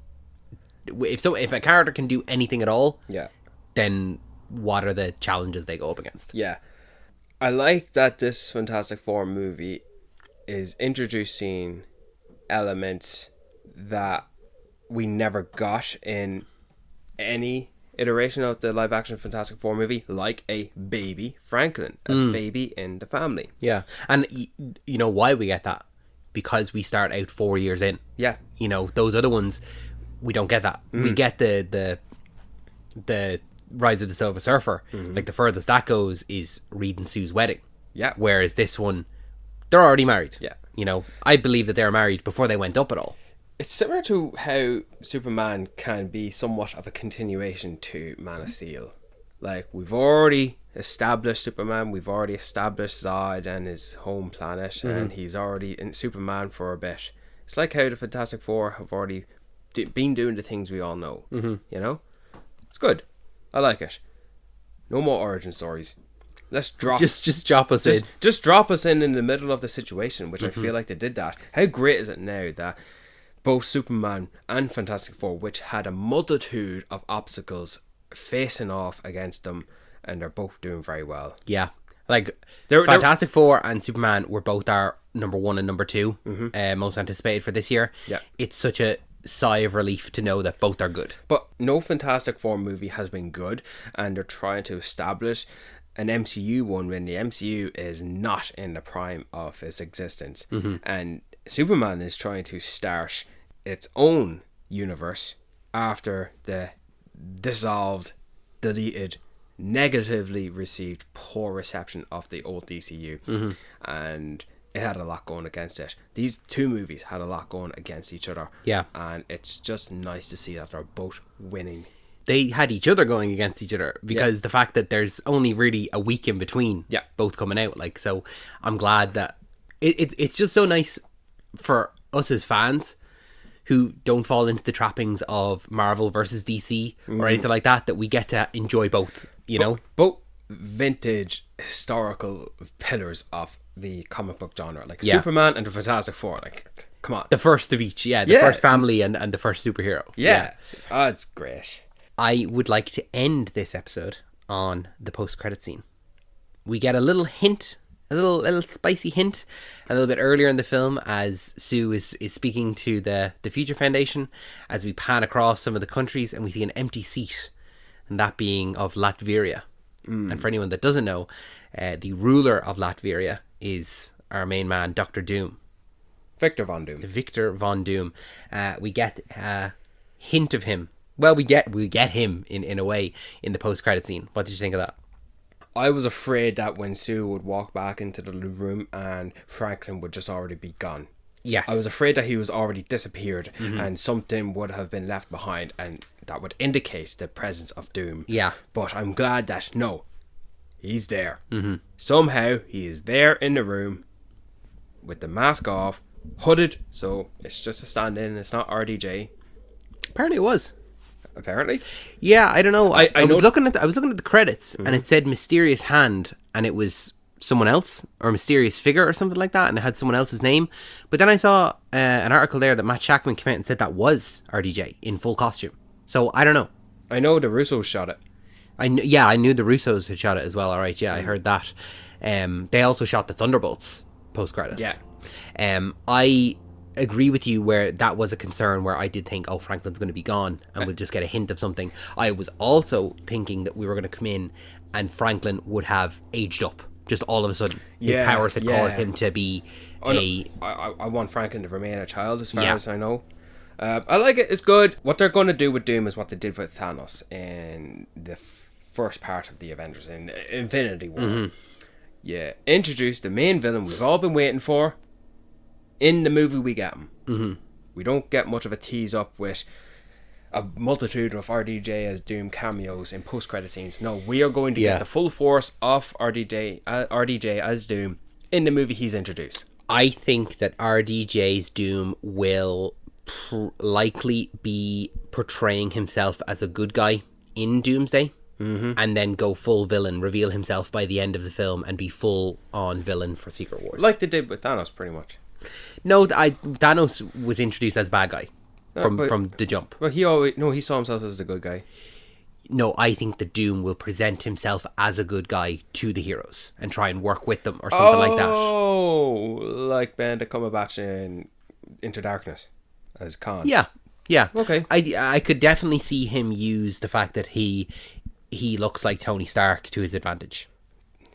So much speculation because, first of all, does he even know who Tony Stark is? Yeah. I could just see that being a path they go down. I don't know if they would, but I know I said Pedro Pascal is going to be the face of the next two Avengers movies. But as far as I know, the lead character of Doomsday is going to be RDJ as Doom. Like how Thanos was for Infinity War. Yeah. So I'm looking forward to that. Like, I'm glad now we've had 2 movies in a row, Thunderbolts and Fantastic Four First Steps, to set us up for excitement for Avengers Doomsday. What's the next? Is it Doomsday or is it Brand New Day? Spider-Man.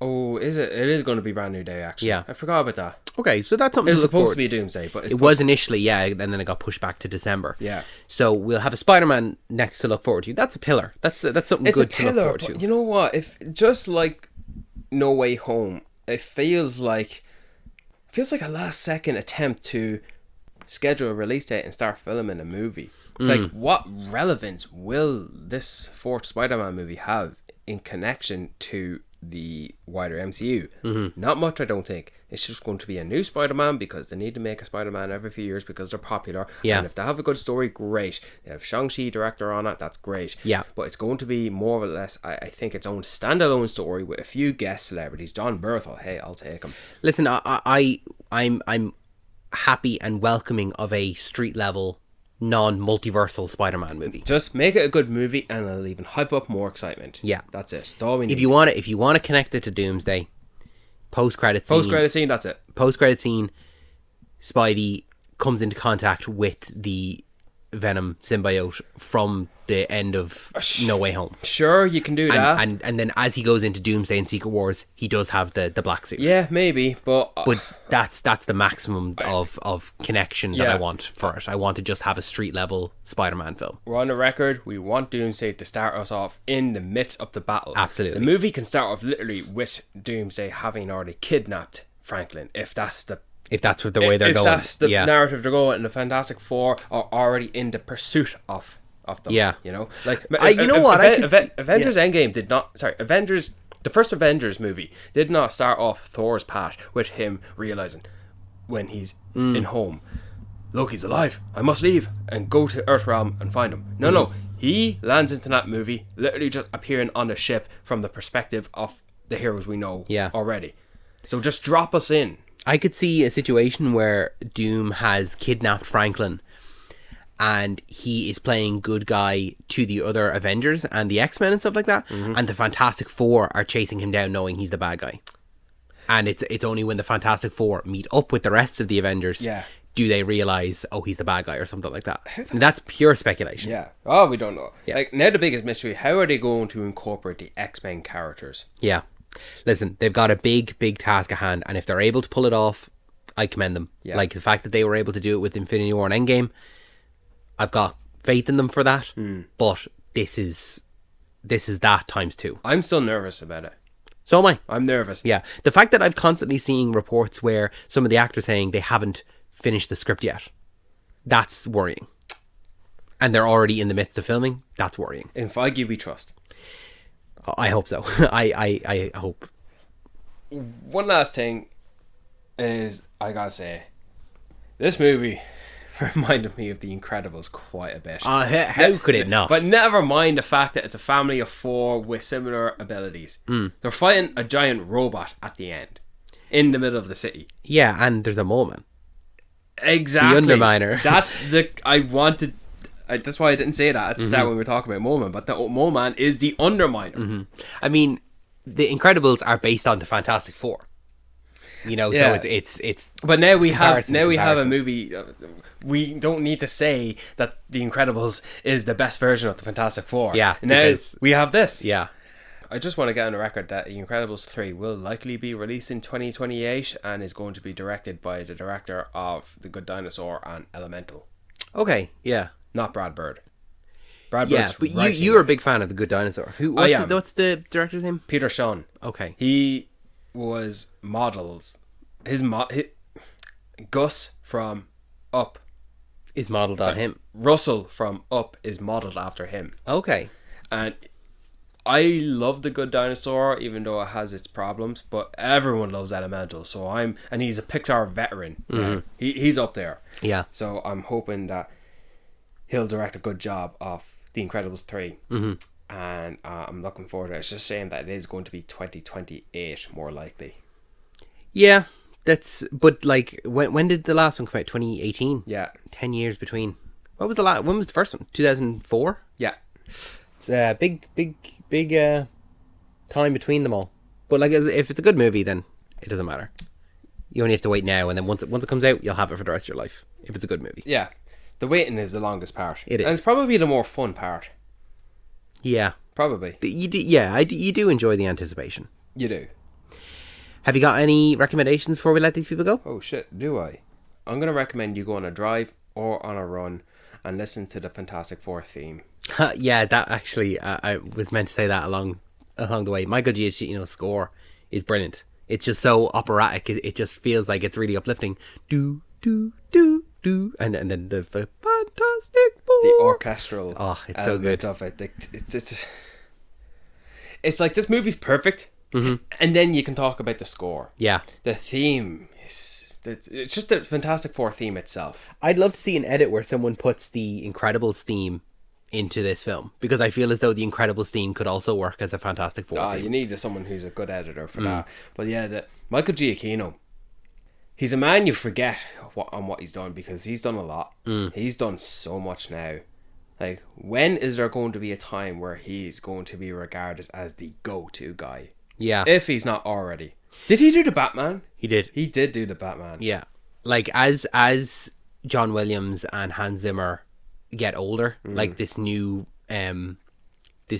generation of composers are going to come up, and I feel like Michael Giacchino is going to be one of those, and Trent Reznor, and there's a few guys in there that are really solidifying themselves as great composers. Yeah, like Hans Zimmer and John Williams are like the RDJ and Chris Evans of the MCU, and now we have Pedro Pascal, and he reflects Michael Giacchino taking over. Like, how is Michael Giacchino not the go-to guy now at this point? Yeah, he would be mine. He's mine. He directed Werewolf by Night. He did. Yeah, you're right, actually. Directed it. Yeah. Forgot about that. Yeah, and I only watched that I was like, Michael Giacchino, what are you doing? Yeah. You're a composer. I'll recommend Happy Gilmore 2. I watched it the other day and it was a bit of fun. Nothing wrong with a bit of fun. That's it. I was going to recommend something a bit more horror, but Don't. Fantastic Four was so much fun that... An uplifting and optimistic. Yeah. Like, if just you enjoyed stick with Happy that. Gilmore, I think you'll enjoy Happy Gilmore 2. And you know what? I said this in my review, but I'm going to say it here as well. Adam Sandler casting his family members in his films to play his family members is a category of nepotism that I'm perfectly fine with. Why? I don't know. It's just something about like seeing Adam Sandler and his daughter playing his daughter. And so they look like each other. I'm like, yeah, she is the correct person for this role. She's also a good actress. I think I saw her in Happy Gilmore 2. And then there was another film, something with like Bat Mitzvah in the title. I know that one, yeah. I can't You're think of so not invited to my bat mitzvah. Yeah, and she was the main character of that, and it nearly felt like it was the other way around, where Adam Sandler was hired to play her dad, as opposed to the other way around, where in this one she's hired to play his daughter. Yeah. I just quite like it, and then as well as that, he had like his wife is in it, and I thought she was going to play a love interest, but she's just there as a small little like her dance instructor. because they brought back the actress who plays the love Exactly, interest for and that. then his other daughter plays someone in another role entirely. So it's just kind of like, as soon as I recognized him, I'm like, oh yeah, it's you, another Sandler, but like you're also a good actor, so you're absolutely fine to be in this. So it's a category of nepotism that I'm perfectly fine with. That's nice. It's nice to see that he's a winning. Thank you, Brian, for joining me for this fantastic episode of Talking Pictures Podcast. If you enjoyed this episode, make sure that you're subscribed to us on your favorite podcasting app of choice. And also, thank you. I don't think I thanked the audience for listening. Thank you so much for listening. We appreciate it so much. If you enjoyed this episode, make sure that you have given it 5 stars on your podcasting app of choice. Make sure you're subscribed to us to never miss an episode, with new episodes every single Wednesday, as well as bonus episodes every other weekend. This podcast is brought to you by Another Happy Studios, so make sure to check out the other podcasts in our network. They're down in the links below. It's Still Got Legs, a Doctor Who rewatch podcast with new episodes every Monday, as well as The Fishing Trip Files, a Gavin and Stacey rewatch podcast with new episodes every Wednesday. So, Brian, any final words before we let these people go? If you went to space and was hit by a cosmic cloud that gave you superpowers, what superpowers would you want? I think teleportation probably would be... Fuck you, that's mine. Yeah, well. No, I'm picking teleportation. No, Teleportation. sorry, I already picked it. No, it's Teleportation. mine. I should have... Oh. Teleportation's class. Yeah. It's class. I want teleportation so bad. I think shrinking's another power I'd like. Well, you can teleport. I can do teleportation. I'll get in the car and I'll knock you in the head and I'll wake you up when we get there and it's like you teleport. That's the average Joe teleportation. But teleportation is so cool. I think Jumper did it the best. Absolutely. Yeah. Thanks, Brian. Thanks, David.